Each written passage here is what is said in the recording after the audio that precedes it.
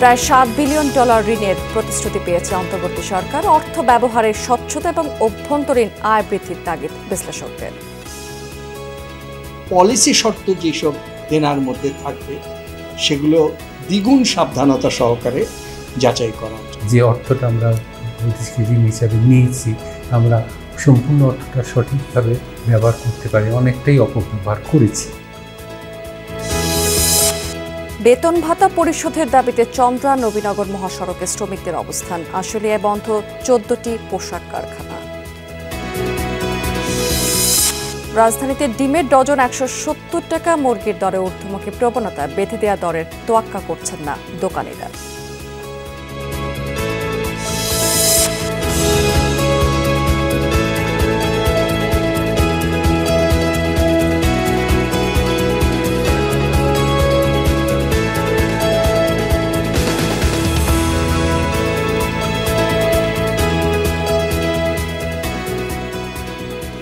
এতক্ষণ শিরোনাম দেখছিলেন, এবার চলে যাচ্ছে বিস্তারিত সংবাদ এবং পুরো সময় জুড়ে আপনাদের সাথে থাকবো আমি রাবেয়া স্মৃতি। অর্থনৈতিক খাত সংস্কারে উদ্যোগ নিয়েছে অন্তর্বর্তী সরকার। একই সাথে রিজার্ভ এবং বাজেট বাস্তবায়নে তৎপর সরকার। তবে এসব উদ্যোগ চালিয়ে নিতে দরকার অর্থ। চাহিদা সামাল দিতে ঋণদাতা সংস্থার কাছ থেকে মিলেছে আশ্বাসও। বিশ্বব্যাংক, এশীয় উন্নয়ন ব্যাংক সহ নানা উৎস থেকে ঋণ নেবে সরকার। প্রায় $7 বিলিয়ন ঋণের প্রতিশ্রুতি পেয়েছেন প্রধান উপদেষ্টা ডক্টর মোহাম্মদ ইউনূস। তবে নিশ্চিত করতে হবে ঋণের অর্থের যথাযথ ব্যবহার। অনিয়মে বিপর্যস্ত ব্যাংক খাত, সংকটাপন্ন অবস্থায় দেশের 10টি ব্যাংক। এসব ব্যাংক থেকে লুট হয়েছে অর্থ, সংরক্ষণে নেই পর্যাপ্ত রিজার্ভ। আর্থিক খাতের অবস্থাও শোচনীয়। এমন অবস্থায় সংস্কার কার্যক্রম হাতে নিয়েছে অন্তর্বর্তীকালীন সরকার। তবে অর্থের টানাপোড়েনে থমকে যাচ্ছে উদ্যোগ। এগিয়ে এসেছে একাধিক ঋণদাতা সংস্থা। যুক্তরাষ্ট্র সফরে গিয়ে প্রায় $7 বিলিয়ন ঋণ প্রতিশ্রুতি পেয়েছেন প্রধান উপদেষ্টা ডক্টর মোহাম্মদ ইউনূস। বিশ্বব্যাংক, আন্তর্জাতিক মুদ্রা তহবিল, IMF সহ বিভিন্ন দেশ এ সময় দিয়েছে সহায়তার আশ্বাস। আমরা যে আর্থিক প্রতিশ্রুতি পেয়েছি ঋণের, সেই ঋণটা আমাদের এই সময় একান্তই প্রয়োজন। প্রতিটা ঋণ যাতে স্ক্রুটিনি করে নেওয়া হয়। স্ক্রুটিনি করা আগে একটা হতো, সেটা সংসদে হতো, একটা মন্ত্রিসভায় হতো, কিন্তু সেটা তো স্বৈরাচারী ছিল এবং তারা তো লুটপাটের সরকার ছিল।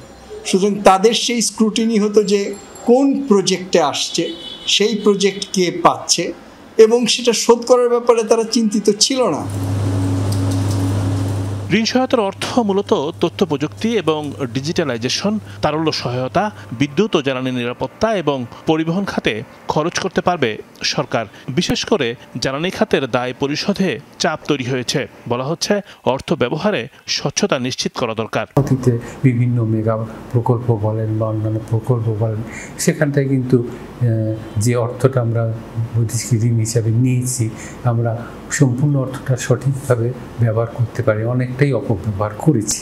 দায় কত, দেনা কত, কিভাবে শোধ করতে হবে, আবার সেটার সঙ্গে কোনো শর্ত যুক্ত আছে কিনা, এই ধরনের শর্ত থাকে বিশেষ করে প্রজেক্ট ঋণের ক্ষেত্রে, যে এই প্রজেক্টের সম্পদ বা কাঁচামাল বা যন্ত্রপাতি ওখান থেকে কিনতে হবে। পলিসি শর্ত যেসব দেনার মধ্যে থাকবে সেগুলো দ্বিগুণ সাবধানতা সহকারে যাচাই করা উচিত। বড় অঙ্কের ঋণের দায় রেখে গেছে শেখ হাসিনা সরকার। সেই দায় পরিশোধে ধীরে ধীরে বাড়বে চাপ। সংকট কাটাতে অভ্যন্তরীণ আয় বৃদ্ধির বিকল্প নেই। সরকারের হাতে কয়েকটা মাধ্যম আছে বাইরের কাছ থেকে ঋণ নেওয়ার আগে। রাজস্বের কথা আমরা বলি, আমরা এমনও বলি যে সরকারের নিজস্ব কিছু সম্পত্তি থাকতে পারে বা উৎপাদনমুখী কর্মকাণ্ড থাকতে পারে, সেখান থেকেও সরকার কিন্তু আয় অর্জন করতে পারে। শেয়ার মার্কেটে যে অবস্থা, তাতে আমরা খুব শীঘ্রই বড় আকারে কোনো সম্পদ আহরণ চিন্তা করতে পারি না। ব্যাংকিং খাতের এই দুর্দশাটা কাটিয়ে তোলাটা খুবই জরুরি। বিশ্লেষকরা বলছেন বৈদেশিক মুদ্রার মজুদ বৃদ্ধির ক্ষেত্রে রপ্তানি এবং রেমিটেন্স আয় বাড়ানোর উদ্যোগ নিতে হবে। রিমন রহমান, যমুনা নিউজ, ঢাকা। 24 ঘন্টারও বেশি সময় ধরে নবীনগর চন্দ্রা মহাসড়কে অবস্থান করছেন আশুলিয়ার বার্স গার্মেন্টসের শ্রমিকেরা। এতে চরম ভোগান্তি পোহাচ্ছেন উত্তরবঙ্গগামী যাত্রীরা। আজ বেশিরভাগ কারখানায় উৎপাদন চলছে, বন্ধ রয়েছে 14টি পোশাক কারখানা। শিল্প পুলিশ জানিয়েছে অভ্যন্তরীণ সমস্যায় বন্ধ হয়েছে 7টি কারখানা এবং বাকি 7টিতে সাধারণ ছুটি ঘোষণা করা হয়েছে। গতকাল সকাল থেকে বাইপাইলের বুড়ির বাজারে লে অফ থাকা বার্স গ্রুপের শ্রমিকেরা বকেয়া বেতন এবং অন্যান্য পাওনা পরিশোধের দাবিতে সড়কে অবস্থান নিয়েছে। শ্রমিকেরা জানিয়েছেন যে 28শে আগস্ট বার্স গ্রুপের 4টি কারখানার লে অফ ঘোষণা করা হয়েছে। গতকাল পাওনা পরিশোধের কথা ছিল, তবে শ্রমিকেরা সকালে কারখানার সামনে এসে দেখেন পাওনা পরিশোধের সময় 3 মাস বাড়ানোর নোটিশ লাগিয়ে দিয়েছে মালিকপক্ষ। এতে বিক্ষুব্ধ হয়ে সড়কে অবস্থান নিয়েছে শ্রমিকেরা। সার্বিক পরিবেশ স্বাভাবিক রাখতে আইন শৃঙ্খলা বাহিনীর বাড়তি নজরদারি রয়েছে সেখানে। আমাদের কি বাল বাচ্চা নাই, আমাদের কি পেট নাই? আমরা কে জায়গায় নিজস্ব বাড়িতে থাকি, বাড়ি ভাড়া নাই। আজকে মাসের 1 তারিখ, আমাদের বাড়ি ভাড়াটা কে দেবে? ভালো করে অনেক কিছু করলাম, ফ্যাক্টরিতে ডিউটি করলাম, তার জন্য আমাদের বিনিময়ে এই কষ্টটা করা কি উচিত? ডেট দিছিল যে 30 তারিখে আমাদের সমস্ত পাওনা আদি বুঝাই দেবে, কিন্তু আমাদের এখনো পর্যন্ত কোনো পাওনা আদি বুঝাই দেয় নাই। দর্শক, শিল্পাঞ্চল পরিস্থিতি জানতে আমরা এখন একটু যেতে চাই আশুলিয়াতে। সেখান থেকে যুক্ত আছেন আমাদের সহকর্মী মাহফুজুর রহমান নিপু। এখনকার কি পরিস্থিতি দেখতে পাচ্ছেন সেখানে?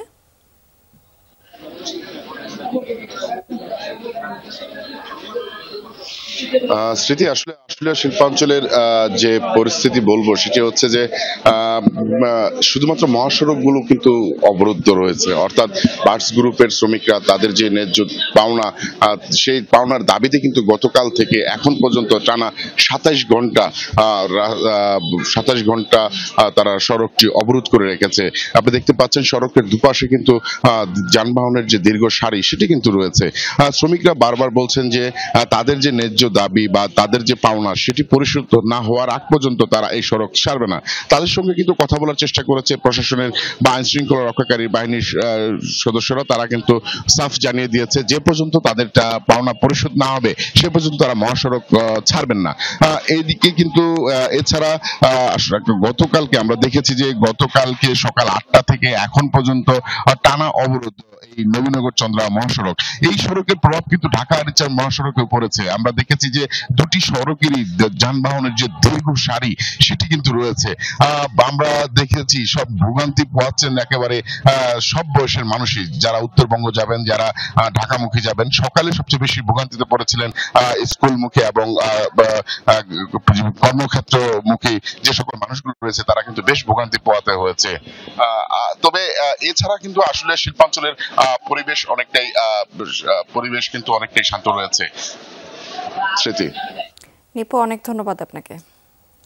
সরকারের বেঁধে দেওয়া দাম মানছেন না ডিম ব্যবসায়ীরা। দাবি উৎপাদন পর্যায়ে বাড়ানো হয়েছে দাম। গেল 15 সেপ্টেম্বর ডিম এবং মুরগির দাম বেঁধে দিয়েছিল প্রাণী সম্পদ অধিদপ্তর, কিন্তু তদারকি না থাকায় সুফল মিলছে না। দাম কমার ইঙ্গিত নেই বাজারে। 1 ডজনের জন্য এখন গুনতে হচ্ছে 170 টাকা। বিক্রেতাদের দাবি সরবরাহ কমেছে। চড়া মাছের বাজার এড়িয়ে যারা ব্রয়লার মুরগির স্বাদ নিতে চান তাদের জন্য আছে দুঃসংবাদ। সপ্তাহখানেক আগে 160 টাকা কেজিতে থাকা ব্রয়লার মুরগির দাম বেড়েছে। এখন প্রতি কেজির জন্য গুনতে হচ্ছে 180 থেকে 190 টাকা। লেয়ার মিলছে 280 থেকে 300 টাকায়। প্রতি কেজি সোনালী জাতের জন্য গুনতে হচ্ছে 250 থেকে 270 টাকা। উৎপাদক, পাইকারি এবং খুচরা পর্যায়ে ডিম, সোনালী এবং ব্রয়লার মুরগির দাম নির্ধারণ করে দিয়েছে সরকার। খুচরা পর্যায়ে প্রতি পিস ডিমের দাম নির্ধারণ করা হয়েছে 11 টাকা 87 পয়সা। সোনালী মুরগি প্রতি কেজি 269 টাকা 64 পয়সা আর ব্রয়লার মুরগি প্রতি কেজি 179 টাকা 59 পয়সা নির্ধারণ করে দেওয়া হয়েছে।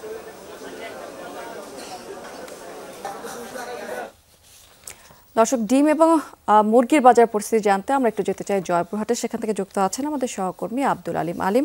যে সরকার যে দাম বেঁধে দিয়েছে তার তো আসলে কোনো ধরনের তোয়াক্কা করছে না ব্যবসায়ীরা। এখানকার বাজারে কি অবস্থা দেখতে পাচ্ছেন? ঢাকায় তো এগুলোর বেশ দাম, এখানকার কি অবস্থা?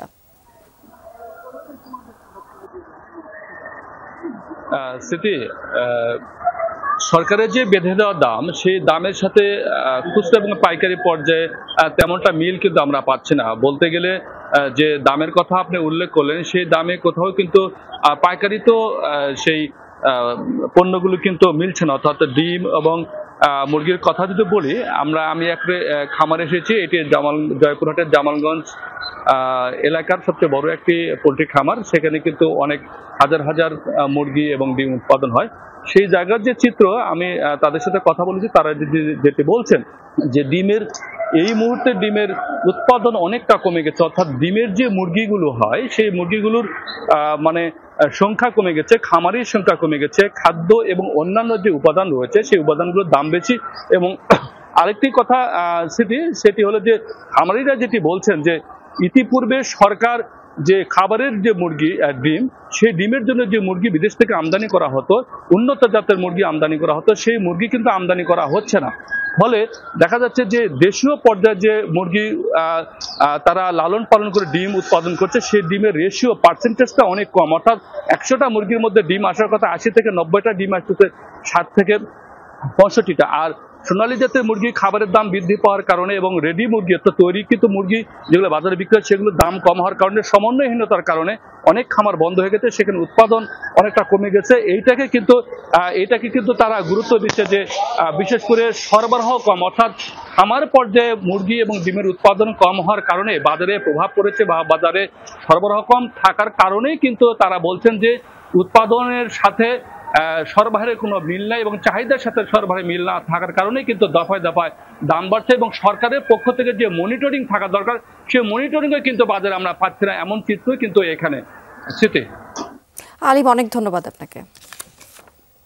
গুলশানের ইউনিমার্টে পাটের ব্যাগ ব্যবহারে ক্রেতাদের উদ্বুদ্ধকরণ কার্যক্রম শুরু হয়েছে। সহকর্মী হাসিবুল বিজয় আছেন সেখানে, আমরা যাব তার কাছে। বিজয়, পাটের ব্যাগ ব্যবহার বাড়াতে আসলে কি ধরনের কার্যক্রম গ্রহণ করা হয়েছে একটু জানতে চাই আপনার মাধ্যমে। স্মৃতি, এই মুহূর্তে আমি রয়েছি গুলশানের ইউনিমার্টে। এখানে কিন্তু আসলে পাট বস্ত্র উপদেষ্টা পরিদর্শন এসেছেন এবং সেখানে এসে পাটের ব্যবহার বাড়ানোর জন্য বেশ কিছু কথা বলেছেন। তিনি যেমনটি জানিয়েছেন যে পরিবেশ ভালো রাখার জন্য, জলবায়ু ভালো রাখার জন্য আসলে পাটের ব্যবহার বাড়াতে হবে এবং পরিবেশের পলিথিনের ব্যবহার বন্ধ করতেই আসলে পাটের ব্যবহারটা তিনি করতে বলছেন। এবং আর পাটের ব্যবহার বাড়ানো গেলে অর্থনৈতিকভাবে দেশ লাভবান হবে এবং প্রান্তিক কৃষকরা লাভবান হবে বলেই জানিয়েছেন তিনি। এছাড়াও তিনি যেমনটি আমাদেরকে জানিয়েছেন যে পাট চাষি যে কৃষকরা, দেশের প্রান্তিক কৃষক উৎপাদনে উৎসাহীও হবে পাট উৎপাদনে। আসলে আমাদের পাট বেশ অনেক আগে থেকেই পাটের ব্যবহার অনেকটা কমে গিয়েছে, কিন্তু এখন তারা পাট ব্যবহারে বেশ উৎসাহ জানাচ্ছেন, উৎসাহ দিচ্ছেন মানুষদের। কিন্তু তাদেরকে আসলে পাটের ব্যাগ ব্যবহার করার জন্য তাদেরকে পাটের ব্যাগ কিনে আসলে ব্যবহার করতে হবে। 18 টাকা, 20 টাকা বা 36 টাকা দামেই কিন্তু আসলে পাটের ব্যাগ কিনে তাদেরকে ব্যবহার করতে হবে। তো এমনটাই আমাদেরকে পাট বস্ত্র উপদেষ্টা জানিয়েছেন এবং সাধারণ মানুষকে পাটের ব্যাগ ব্যবহার করতে আসলে উৎসাহিত করেছেন। স্মৃতি। বিজয়, অনেক ধন্যবাদ আপনাকে। ভৌগোলিক নির্দেশক বা জিআই পণ্য হিসেবে স্বীকৃতি পাওয়ার পথে ব্রাহ্মণবাড়িয়ার ঐতিহ্যবাহী ছানামুখী মিষ্টি ব্র্যান্ডিং পণ্য হিসেবে নিবন্ধনের বিষয়টি জেলা প্রশাসনকে জানিয়েছে শিল্প মন্ত্রণালয়। প্রাথমিক নিবন্ধনের পর অপেক্ষা চূড়ান্ত সনদের। আন্তর্জাতিক প্রতিষ্ঠান WIPOর সনদ পেলে মিলবে জিআই স্বীকৃতি। ওপরে চিনির প্রলেপ, ভেতরে মিষ্টি নরম পনির, চতুর্ভুজাকৃতির এই মিষ্টান্নের নাম ছানামুখী। ব্রাহ্মণবাড়িয়া জেলার ব্র্যান্ডিং পণ্য এটি। জিআই হিসেবে স্বীকৃতি পাওয়ার জন্য গত 8 এপ্রিল আবেদন করে জেলা প্রশাসন। 24 সেপ্টেম্বর যার নিবন্ধন দেয় শিল্প মন্ত্রণালয়ের অধীন প্যাটেন্ট ডিজাইন অ্যান্ড ট্রেডমার্কস অধিদপ্তর। ছানামুখী মিষ্টি ব্রাহ্মণবাড়িয়ার একটি ঐতিহ্যশালী মিষ্টি আর কি। তো জিআই পণ্য হিসেবে আমরা এটিকে আবেদন করেছিলাম। পরবর্তীতে সেপ্টেম্বরের 24 তারিখে এটি শিল্প মন্ত্রণালয় কর্তৃক অনুমোদিত হয়েছে। তো এতে একটা সুবিধা হচ্ছে যে এই মিষ্টিটার ব্যাপক প্রসার এবং প্রচার ঘটবে আশা করি, এবং ব্যবসা যারা করেন তাদের জন্য একটা সুবিধা হবে এরপরে ভবিষ্যতে। আর আমি চাই যে এই মিষ্টির প্রচার আরও বিশ্বব্যাপী ছড়িয়ে পড়ুক। নিবন্ধনের পর এই নথি পাঠানো হবে জিআই স্বীকৃতি দানকারী প্রতিষ্ঠান ওয়ার্ল্ড ইন্টেলেকচুয়াল প্রপার্টি অর্গানাইজেশন WIPOতে। তারপরই মিলতে পারে আন্তর্জাতিক সনদ। জিআই স্বীকৃতি পেলে উপকৃত হবেন এই মিষ্টি তৈরির সাথে জড়িত কারিগর ও শ্রমিকরা। আপাতত ছানামুখী জিআইয়ের জন্য স্থানীয় নিবন্ধন পাওয়ায় খুশি স্থানীয়রা। আমরা যারা ব্যবসায়ী আছি মিষ্টির সাথে, তারা আসলে আমরা গর্বিত এবং আমরা আসলে এটার জন্য অনেক সম্মানিত। পুরা ব্রাহ্মণবাড়িয়াবাসী এটা সারা দেশে এটাকে গর্ববোধ করতেছে। কর্মপ্রতিষ্ঠানে একটা স্বীকৃতি পাইছে, সেই জন্য আমরা খুব গর্ববোধ করতেছি। আমরা ওইভাবে প্রফিটের চিন্তা করি না, আমরা মূলত এটা সুনামটাই চিন্তা করি। পরিশ্রম আর করতে হয় তাও করব, আমার কারিগর আছে তা আমরা এটা করতে রাজি এবং এটা আমরা ধরে রাখতে রাজি। কোনো একটি দেশের নির্দিষ্ট ভূখণ্ডের মাটি, পানি, আবহাওয়ার পরিপ্রেক্ষিতে সেখানকার জনগোষ্ঠীর সংস্কৃতি যদি কোনো একটি পণ্য উৎপাদনে সবচেয়ে গুরুত্বপূর্ণ ভূমিকা পালন করে, তাহলে সেটিকে সেই দেশের জিআই পণ্য হিসেবে স্বীকৃতি দেওয়া হয়। এটা আন্তর্জাতিক পরিচিতি ও বাণিজ্যের ক্ষেত্রে গুরুত্বপূর্ণ ভূমিকা পালন করে। তবে সবার আগে পণ্যের গুণগত মান ধরে রাখার তাগিদ দিচ্ছেন ভোক্তারা। তারা যদি নিজেদের গুণগত মান ঠিক অক্ষুণ্ণ রেখে করতে পারে, তাহলে বিশ্ব দরবারে ব্রাহ্মণবাড়িয়ার মান সবসময় উঁচা থাকবে বলে আমি মনে করি। সবার জন্য একটা গৌরবের বিষয়, এবং সেই গৌরবের জায়গা থেকেও তো তারা এই বিষয়টা একটু এই জিনিসটার প্রতি তারা আরও যত্নশীল হয়ে মনে করি, কারণ ব্যবসায়ী যারা তৈরি করে তারাও তো ব্রাহ্মণবাড়িয়ার মানুষ। জনশ্রুতি আছে 1837 সাল থেকে এই মিষ্টি তৈরি হয়ে আসছে। 7 থেকে 8 লিটার দুধের সাথে পরিমাণ মতো চিনি মিশিয়ে তৈরি হয় 1 কেজি ছানামুখী। প্রতি কেজি বিক্রি হয় 700 টাকা দরে। পণ্যটি ব্রাহ্মণবাড়িয়া ছাড়া আর কোথাও তৈরি হয় না। আমিন বাবু, যমুনা নিউজ। দর্শক, বিজনেস টুডে এই পর্যায়ে সময় আবার একটি বিরতি নিবার, আমাদের সঙ্গেই থাকুন।